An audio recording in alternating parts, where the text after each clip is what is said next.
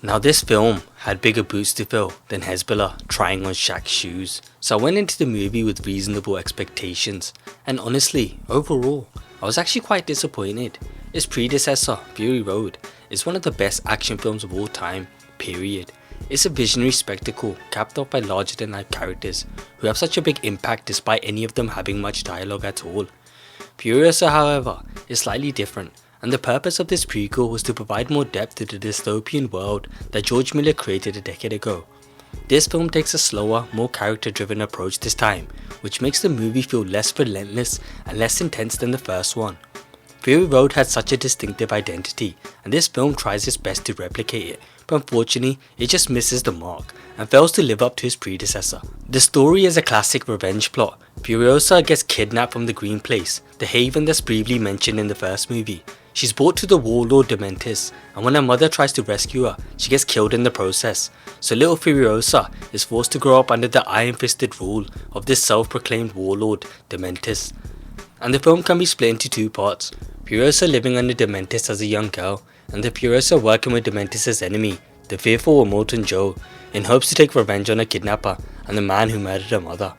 And there are some major plot holes here that we'll get to in a bit, but first up, the visuals in Fury Road set the bar sky high with its jaw-dropping practical effects. Needless to say, Furiosa was never going to be able to live up to it, namely because they swapped the grit of practical effects for heavy use of CGI this time, and it really shows. The scale of some of these stunts and the scale of the movie in general obviously meant it had to rely more on CGI this time around, but a lot of times it felt quite cheap, to be honest. It was like that same muddy CGI we see in all those Disney MCU movies.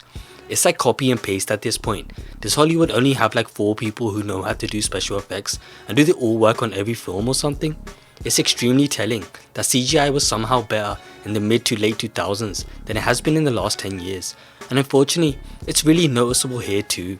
Don't get me wrong, the action sequences are still engaging and tense thanks to Miller's phenomenal abilities to put all this together, but it looks so similar to the CGI we see in every damn movie that it loses the unique identity that Fury Road had. It's hard to stay immersed sometimes when so much of it just screams green screen. The movie also drags with 2.5 hour runtime. Unlike Fury Road, which was a relentless adrenaline rush, Furiosa pumps the brakes after each action scene to give you a little breather and to allow for more world building.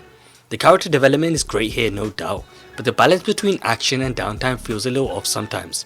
The quieter moments lack the emotional punch they need to justify the slower pace, especially since Furiosa is basically a mute character who has about 5 lines in the entire film, and they were all in the last scene. Now let's address my biggest issue with the movie, and that was Chris Hemsworth's portrayal as Dementis.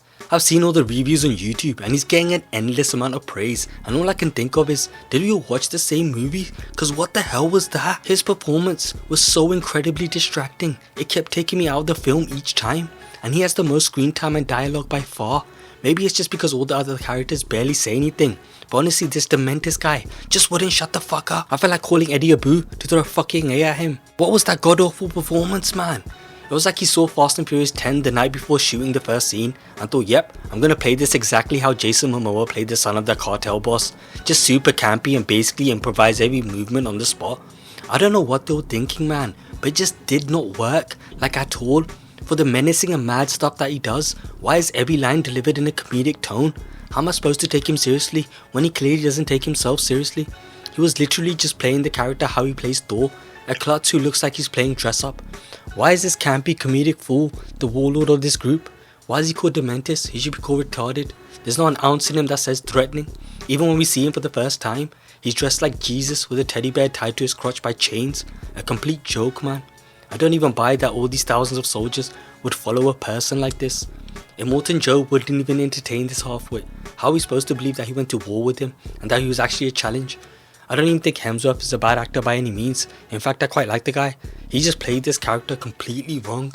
The role required a serious, emotionless bastard, and there was nothing menacing about this guy at all. He just seemed like a goof who gets lucky every time. And don't even get me started on the accent. What the hell was that? That was such a strong Aussie accent, even a local wouldn't understand that shite. And again, it was just so distracting. Why George Miller allowed him to just do whatever he pleased, I will never understand. It's like everyone was too scared to tell him, like, by the way Chris, you know this isn't a comedy, right? It's like he thought it was Vacation 2 or something. For Christ's sakes, man, get into character. He was completely inconsistent throughout the entire film, He leans so heavily into his exaggerated speeches and quirky behaviours, so much so that the execution feels forced rather than natural. His antics venture into unintentional humour, which detracts away from the tension the film is trying to create. Had he portrayed the role as a menacing madman, with not even an idea of a joke in his dark and twisted mind, the movie would have been so much better.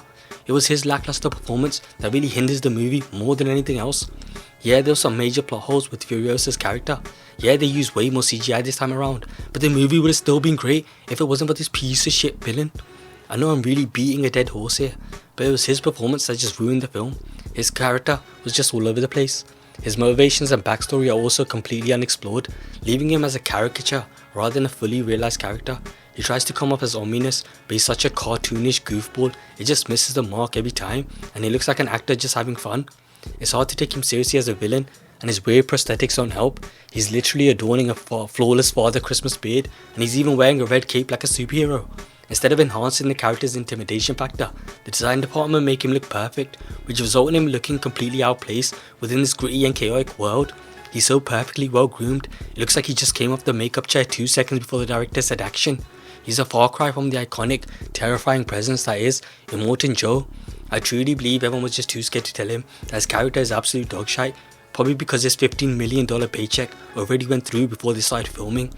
And it's pretty safe to say, after seeing that performance, he obviously didn't audition for the role and just got it because he's Chris Hemsworth. On a brighter note though, the film is still a joyride and it will keep you entertained. If you're a fan of Fury Road, you're bound to love the world building they do here. I was so pleased to see Immortan Joe back and find out more about his twisted family. And despite the CGI, the action is still vintage Miller, and you have to give credit where credit is due. His signature high-octane action sequences with large-scale vehicles is something only he can pull off. While the practical effects are more prominent in Fury Road, many of the set pieces here still remain visually dazzling. Anya Taylor-Joy also delivers in this breakout role as Furiosa, embodying the fierce and determined version of the character from Fury Road. It's not easy giving up a good performance with so little dialogue to rely on, but critics praise her for the physicality and intensity she brings to the role. Her eyes alone tell a story of tragedy and fearlessness. Fun fact, they had a CGI effect on her face the whole time to make her look similar to the child actor that played her at the beginning of the movie, which is probably why she looks nothing like the character in real life. I just thought the makeup department did an outstanding job. Turns out she was wearing a CGI mask the whole time. We're also introduced to this Mad Max from Temu character called Praetorian Jack, who forms a bond with Furiosa, kinda like father and daughter, kinda like lovers. I'm not really sure to be honest. He appears out of nowhere as this master rig driver about halfway through the film, and the whole plot between him and Furiosa develops really quickly and doesn't go anywhere in the end. So overall it didn't break any new boundaries, but here's a decent prequel in the Mad Max Saga, and I'm such a sucker for Immortan Joe, I would literally volunteer to be one of his wives. Jokes aside though, I did love the world building they did around the Immortan Joe clan. A lot of questions that were raised by the first movie were answered here. If you're a fan of Fury Road, then this film is definitely worth a look, but temper your expectations. It's not a bad movie by any stretch, but it's a far cry from the brilliance of its predecessor. For me, it felt like a missed opportunity. It definitely has some standout moments, but Dementis really took me away from the film. That fucking prick.